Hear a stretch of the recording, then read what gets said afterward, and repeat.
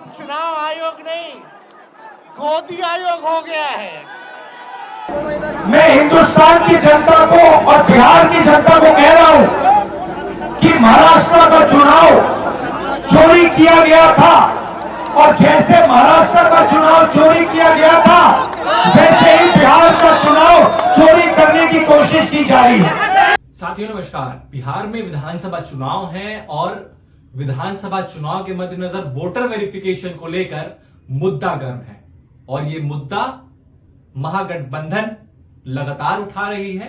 और इस मुद्दे को लेकर अब महागठबंधन सड़कों पर उतरी और प्रदर्शन की। राहुल गांधी पटना पहुंचते हैं। बिहार में जो महागठबंधन का प्रदर्शन होता है उसमें वो शामिल होते हैं, और एक तरीके का शक्ति प्रदर्शन महागठबंधन दिखाना चाहती है और ये मैसेज देना चाहती है कि महागठबंधन इंटैक्ट है। और वोटर वेरिफिकेशन का जो मुद्दा है वो लगातार उठाने की कोशिश, चाहे वो तेजस्वी यादव हो या फिर राहुल गांधी हो, वो लगातार उठा रहे हैं। और तमाम बयानबाजियां पक्ष और विपक्ष की तरफ से लगातार जारी है। और जिस तरीके का आरोप राहुल गांधी लगा रहे हैं उससे ये साफ दिख रहा है कि अब इलेक्शन कमीशन सवालों के घेरे में है, और जिस तरीके के आरोप विपक्ष इलेक्शन कमीशन पर लगा रही है वो काफी ज्यादा चिंताजनक है। और इसको लेकर अब सुप्रीम कोर्ट में भी सुनवाई होनी है। सुप्रीम कोर्ट सुनवाई के लिए राजी हो चुका है और 10 जुलाई यानी कल इसकी सुनवाई होगी। और सवाल यहां पर यह है कि राहुल गांधी लगातार ये आरोप लगा रहे हैं चुनाव आयोग पर कि महाराष्ट्र में चोरी हुई, चुनाव की चोरी हुई, जनादेश की चोरी हुई, हम बिहार में नहीं होने देंगे। तो ये काफी गंभीर आरोप राहुल गांधी द्वारा लगाया जा रहा है। पहले आप ये बयान सुनिए राहुल गांधी का, क्या कुछ कह रहे हैं। आप जानते हो, मैं बिना बात को समझे, बिना गहराई में जाकर मैं नहीं बोलता हूं।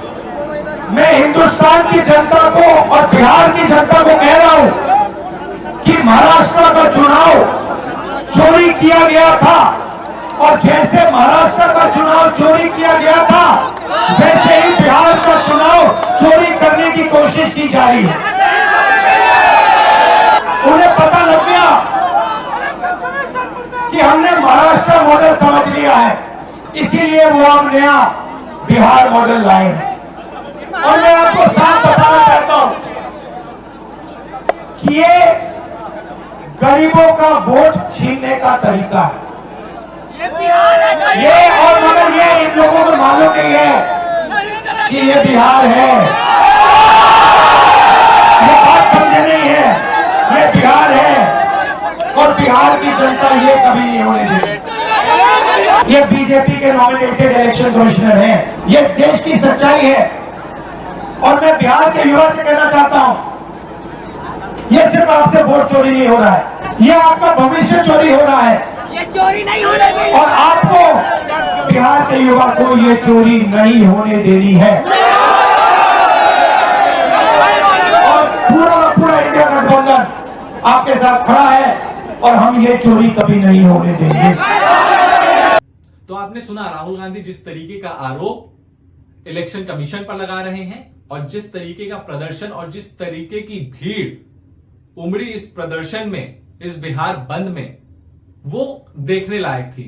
क्योंकि चाहे वो पप्पू यादव हो, कांग्रेस नेता, जो कि तेजस्वी यादव से उनकी खास बनती नहीं है, लेकिन जिस तरीके से उन्होंने ट्रेन रुकवाई और जिस तरीके से प्रदर्शन में वो शामिल हुए, और चाहे वो माले हो या फिर वीआईपी के मुकेश सहनी हो, वीआईपी प्रमुख मुकेश सहनी हो, वो भी उस प्रदर्शन में शामिल होते हैं और एक तरीके का शक्ति प्रदर्शन दिखाने की कोशिश किया जाता है। अब सवाल यहां पर जो इलेक्शन कमीशन के कमिश्नर हैं उन पर भी सवाल खड़े किए जा रहे हैं। राहुल गांधी ने तमाम वो सवाल किए कि किस तरीके से नियुक्ति हुई, नियुक्ति में चीफ जस्टिस ऑफ इंडिया को शामिल किया जाता है।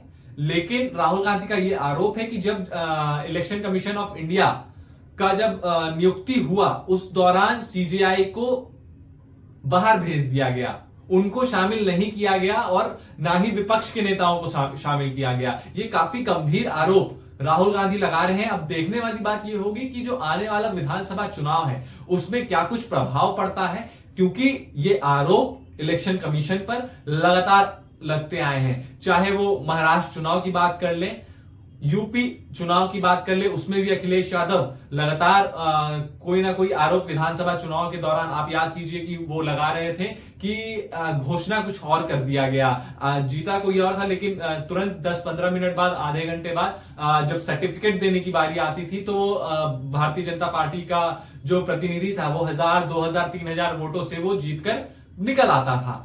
तो ये जो चुनाव आयोग पर जो सवाल है वो कोई पहली बार नहीं उठ रहा है, वो लगातार विपक्ष उठाते आई है, लेकिन इसमें क्या सच्चाई है क्या नहीं वो अब देखने वाली बात होगी। चलिए, तो आप इस वीडियो को लेकर क्या कुछ सोचते हैं कमेंट सेक्शन में जरूर बताएं, वीडियो को लाइक करें, चैनल को सब्सक्राइब करें। नमस्कार।